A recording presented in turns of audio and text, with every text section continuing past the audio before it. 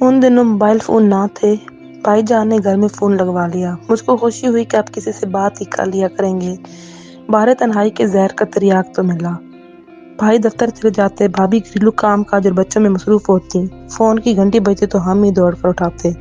بھابھی کے کسی جاننے والے یا پھر آفس سے بھائی جان کا فون ہوتا۔ میری آواز سن کر جھٹ سے بھائی کہتے، نازش ذرا اپنی بھابھی کو بلاؤ، بات کرنی ہے۔ بھائی جان کی آواز سن کر تو جیسے ارمانوں پر اوس پڑ جاتی۔ میری شادی نہ ہوئی تھی اور عمر 30 برس ہو چکی تھی۔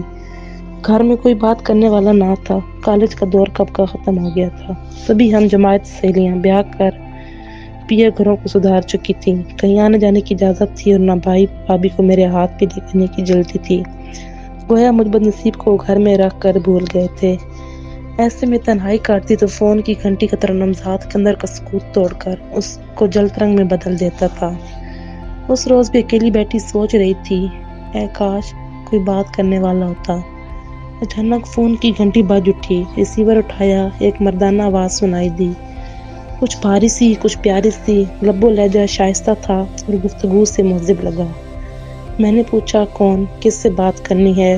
جواب دیا، سلمان بول رہا ہوں، آپ مجھے نہیں جانتی؟ بات تو کسی سے نہیں کرنی تو پھر فون کیوں کیا ہے؟ میں نے اس کی بات کاٹ دی، یہ پوچھنے کے لیے کہ کیا آپ کا فون ٹھیک ہے؟ اگر کوئی شکایت ہو تو بتائیے۔ کوئی شکایت نہیں ہے، میں نے سرد لہجے میں جواب دیا۔ خفا مت ہوں، یہ ہماری ڈیوٹی ہے۔ میں ٹیلی فون کے محکمے میں نیا آیا ہوں، اس لیے آپ کے علاقے کے فون چیک کر رہا تھا۔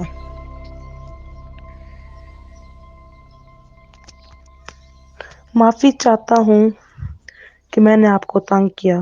کوئی بات نہیں، میں نے بن کر کہا، اور اس سے پہلے کہ فون رکھتی اس نے ہی فون رکھ دیا۔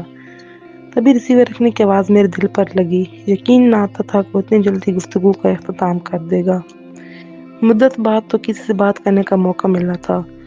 افسوس ہونے لگا، کاش دو چار جملے اور کہنے کا موقع دے دیتا تو میری زبان پر صبح سے جو قفل لگا ہوا تھا وہ کسی طرح کھل پاتا، تھوڑی سی گھٹن ہی دور ہو جاتی۔ میں کون سی ایسی ویسی لڑکی تھی کہ فون پر عشق کر بیٹھتی۔ ذرا سا ملال ہوا، لیکن اگلے لمحے ہوش آ گیا، بلکہ خود کو نصیحت کی کہ پاگل لڑکی، ہوش کے ناخن لے۔ بھلا کوئی پہلی گفتگو میں کسی اجنبی کے ساتھ ادھر ادھر کی ہانکتا ہے؟ ہمیشہ ہی اجنبیوں کے ساتھ ٹو دا پوائنٹ ہی بات کرنا چاہیے، ورنہ کچھ کا معاملہ کچھ بن جاتا ہے۔ بھلا ہوا کہ طویلے کی بلا بندر کے سر نہ ہو گئی، مگر آئندہ ایسا ہو بھی سکتا تھا، اس لیے احتیاط لازمی تھی۔ دل میں عہد کر لیا کہ اب اگر کسی اجنبی کا فون آیا تو بات نہ کروں گی۔ بھابھی مجھ سے تغافل ضرورت برت رہی تھیں، مگر اتنی بھی غافل نہ تھی کہ مسلسل بجتی گھنٹیوں کا نوٹس نہ لیتی۔ کچھ دن تک کل نے دل کی لگام تھامے رکھی، لیکن پھر جب ایک روز وہی شائستہ لب و لہجہ پھر سے سنائی دیا تو میں نے ریسیور اٹھاتے ہی کہہ دیا، دیکھیے ریسیور مت رکھیے گا، مجھے آپ سے کچھ بات کرنی ہے۔ اس کو بھی جیسے گفتگو کا بہانہ ہاتھ آ گیا۔ آپ جتنی دیر چاہیں بات کر سکتی ہیں۔ وہ رسان سے ہمتاً گوش ہو گیا تھا۔ اب میں چپ تھی، دماغ سو گیا، کچھ بول نہیں پا رہی تھی۔ بالآخر اس نے میری مشکل حل کر دی۔ کہنے لگا، قلم کاغذ اٹھائیے اور نمبر لکھ لیجئے، یہ میرا ذاتی نمبر ہے، جب آپ کا فون خراب ہو یا لائن میں کوئی شکایت ہو مجھے فون کر دیجئے گا۔ میں نے نمبر لکھا اور کہا، ٹھیک ہے، فون کر لوں گی۔ وہ بہت ذہین تھا، میری ہچکچاہٹ سے مسئلہ بن کہے سمجھ لیا، اپنا نمبر لکھوا دیا، گویا مجھے سوچنے کا موقع فراہم کیا تھا۔ آج جب میں بور ہوتی سلمان کو فون کر دیتی، دو چار ادھر ادھر کی باتیں کر لیتی۔ اس مہربان آواز نے میری تنہائی کے زہر کو کم کر دیا تھا۔ ابتدا میں یہ گفتگو چند جملوں تک محدود رہی، رفتہ رفتہ آواز کا رشتہ گہرا ہوتا گیا اور ہماری گفتگو کا دورانیہ بھی بڑھتا گیا۔ سلمان بہت اچھی باتیں کرتا تھا، اس سے گفتگو کر کے میری تنہائی کا احساس جاتا رہتا۔ قنوتیت کے اندھیرے سے نکل آئی اور خوش باش رہنے لگی۔ 1 سال کا عرصہ یوں ہی گزر گیا۔ اچانک گھر میں میری شادی کی تیاری ہونے لگی۔ میں بھی تو اس دن کے خواب دیکھ رہی تھی۔ عمر کے اس دور میں تھی جب کہا جاتا ہے کہ اب بھی گھر نہ بسا تو پھر کب بسے گا۔ کون لڑکی اپنے گھر کی ہونا نہیں چاہتی، جب رہنا سہنا بھی بھائی اور بھابھی کے ساتھ ہو، جبکہ والدین کی تو بات ہی اور ہوتی ہے۔ بے شک یہ میرے دادا کا آبائی مکان تھا، لیکن ابا کا گھر تو نہیں تھا۔ ان کی وفات کے بعد چھوٹے والے بھائی اور بھابھی میرے ساتھ اس مکان میں رہنے آ گئے تھے۔ میں اپنی شادی کی تقریب کی تیاری میں تھی، 2 4 بار سلمان کا فون آیا تو اس سے ٹھیک طرح بات نہ کی۔ اس نے کئی بار بات کرنا چاہی مگر میں نے ٹال مٹول سے کام لیا۔ دراصل اب اس کی ضرورت ہی محسوس نہ ہو رہی تھی۔ ایک روز جب اس نے کسی لڑکی سے فون کروایا، اتفاق کہ بھابھی نے ریسیو کیا۔ لڑکی نے سہیلی بن کر میرے بارے میں پوچھا، اپنی شادی کی شاپنگ کرنے گئی ہے، بھابھی نے جواب دیا۔ لڑکی نے چند سوالات کیے، بھابھی نے سیدھے سیدھے جواب دے دیا کہ کس سے، کہاں، کب شادی ہو رہی ہے۔ میں جب بازار سے لوٹی، بھابھی نے بتایا تمہاری کسی سہیلی کا فون تھا۔ کس کا یہ کون بتاتا؟ مجھے سلمان سے کوئی لگاؤ نہ تھا، میرے لیے تو وہ ایک ایسی دیوار کی طرح تھا کہ جس سے مجبوراً تنہائی سے اکتا کر باتیں کر لیا کرتی تھی، میں کبھی اس سے ایسی کوئی بات نہ کہی تھی کہ اس کو میری طرف سے غلط فہمی ہو جاتی۔ میں نے کبھی یہ سوچا تک نہ تھا کہ اس سے ملوں یا اس کے ساتھ میری شادی ہو۔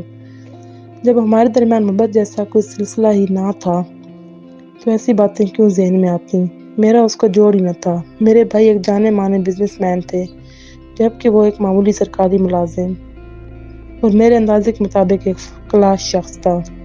زندگی گزارنے کے لیے صرف محبت ہی نہیں، دولت کی بھی ضرورت ہوتی ہے۔ اگر دولت نہ ہو تو مفلسی میں ساری محبت دھری رہ جاتی ہے۔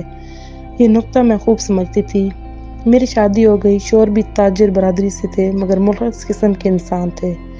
وہ میرا بہت خیال رکھتے تھے، تاہم ان کا کاروبار ایسا تھا کہ گھر میں بہت کم وقت دے پاتے تھے۔ گھر لوٹتے تو کھانا کھاتے اور پھر رات کو جلد سو جاتے، صبح سویرے ناشتہ کرتے گھر سے نکل جاتے۔ جلد ہی مجھ کو ان کی مشینی زندگی سے بیزاری ہونے لگی۔ پہلے والد اور بھائی کے پیار کو ترستی تھی اور اب شوہر کی توجہ کو ترسنے لگی۔ میرے دن رات پھر سے اکیلے ہی گزرنے لگے۔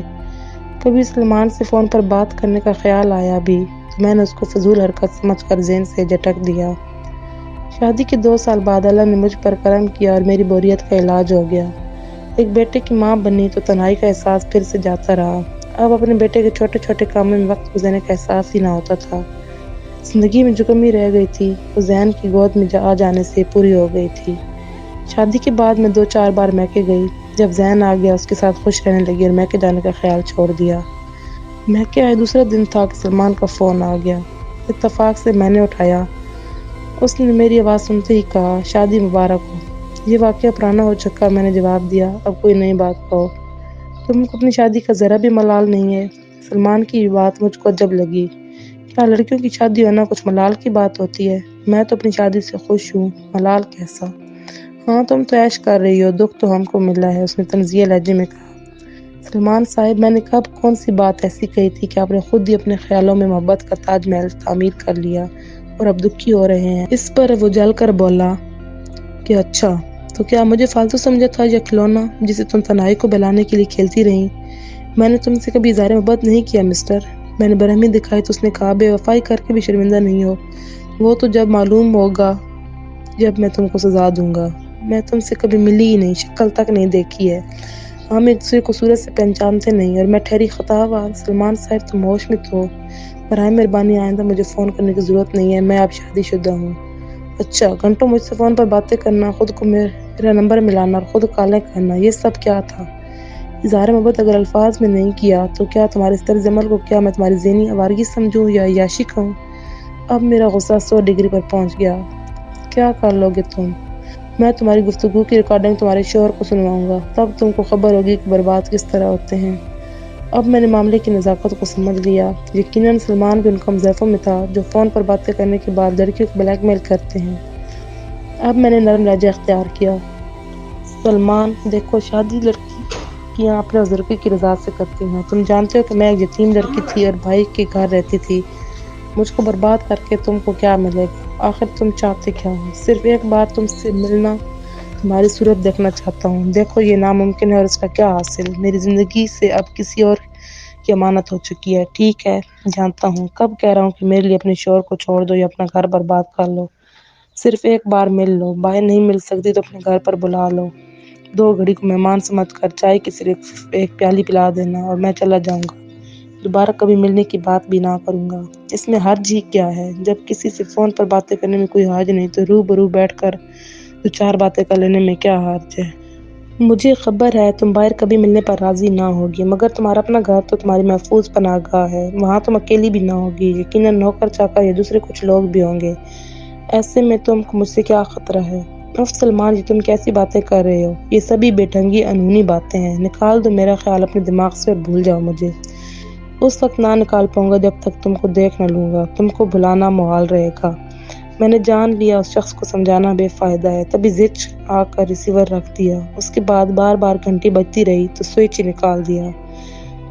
دیر تک اس روز میرے دماغ میں اس کے کہے یہ الفاظ گونجتے رہے، میری شدید خواہش ہے کہ ایک بار تم کو دیکھوں، تم کو بلانے سے پہلے اپنے دل کی خلش کو مٹانا چاہتا ہوں۔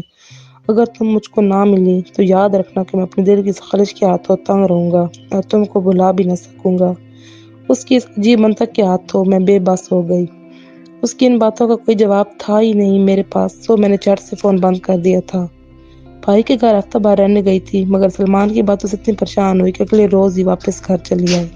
چند روز گزرے تھے، اپنے کمرے میں بیٹھی کپڑوں کو تہہ لگا رہی تھی، تبھی نوکروں نے آ کر بتایا کہ دروازے پر کوئی صاحب آئے ہیں، آپ سے ملنے کا کہہ رہے ہیں۔ کیا نام بتایا ہے؟ نام نہیں بتایا ہے، میری چھٹی اس نے کہا کہیں یہ اجنبی سلمان نہ ہو۔ تبھی گیٹ پر گئی، واقعی وہ اجنبی تھا مگر آواز اجنبی نہ تھی۔ دل اندر سے سہم گیا اور ہاتھ پاؤں ٹھنڈے ہو گئے، مگر بہت ہمت سے کام لیا۔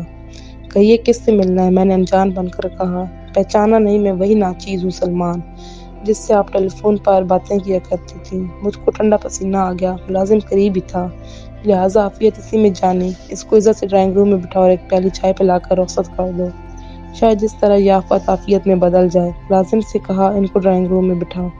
کچن میں ماما سے چائے بنانے کا کہہ کر جب ڈرائنگ روم میں لوٹی، مجھے بڑی حیرت ہوئی کہ وہاں کوئی صاحب سلمان کے ساتھ باتیں کر رہے تھے۔ زمان بابا ادھر آؤ، میں نے برآمدے سے ہی اشارہ کیا۔ یہ دوسرے کون صاحب ہے جو مہمان سے باتیں کر رہے ہیں؟ وہ اپنے نعمان صاحب ہیں، آپ کے جیٹھ۔ کیا آپ نے پہچانا نہیں؟ میں نے کمرے میں جھانکا، میں کچن میں آ گئی، ماما سے کہا کہ ایک نہیں 2 کپ چائے اور کچھ کھانے پینے کا سامان ساتھ بھجوائیے، عثمان صاحب کے بڑے بھائی آئے ہیں۔ چائے کی ٹرالی سج گئی، ملازم ڈرائنگ روم میں لے گیا، مہمان کی تواضع کی اور تھوڑی دیر بعد ایک مہمان کو رخصت کر کے دوسرا اندر آ گیا۔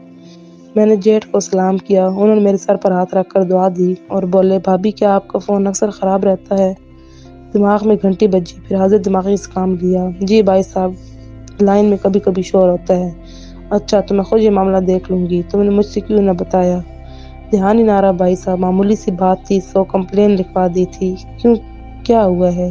کچھ ہوا نہیں ہے، ہمارے محکمے کا ایک بندہ آیا تھا، فون تو ٹھیک ہے، اس نے چیک کر لیا، آئندہ کوئی شکایت ہو تو میرے دفتر کا نمبر لے لو اور مجھے آفس ٹائم میں فون کر دینا۔ یہ چھوٹے ملازم اور میرے ماتحت لوگ ہیں، گھر کے اندر نہ بٹھایا کرو۔ خیر ہوئی، میں نے سکھ کا سانس لیا۔ سلمان جو مجھ کو دھمکا کر گھر تک پہنچ گئے تھے، جب ڈرائنگ روم میں براجمان ہوئے تو فوراً بعد میرے جیٹھ صاحب بھی ہم سے ملنے تشریف لے آئے۔ دراصل وہ اپنی بیٹی کی شادی کا دعوت نامہ دینے آئے تھے۔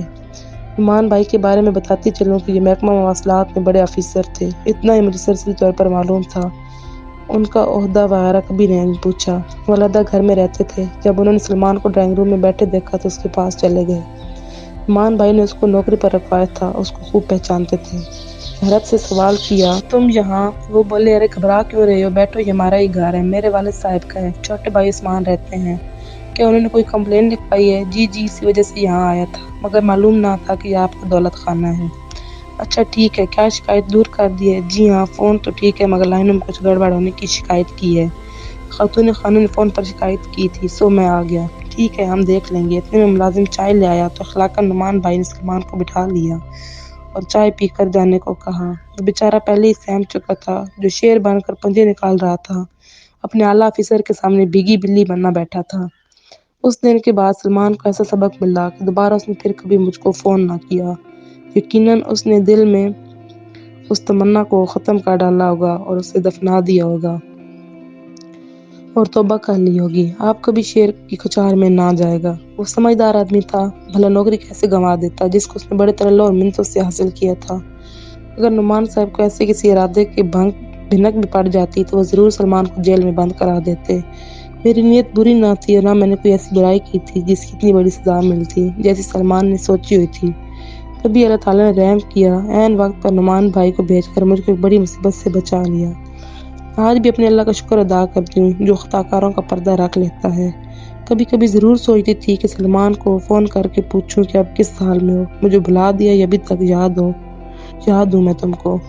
یقین ہے کہ گیٹ پر میری ایک جھلک دیکھ کر ہی اس کے دل کی خلش مٹ گئی ہوگی۔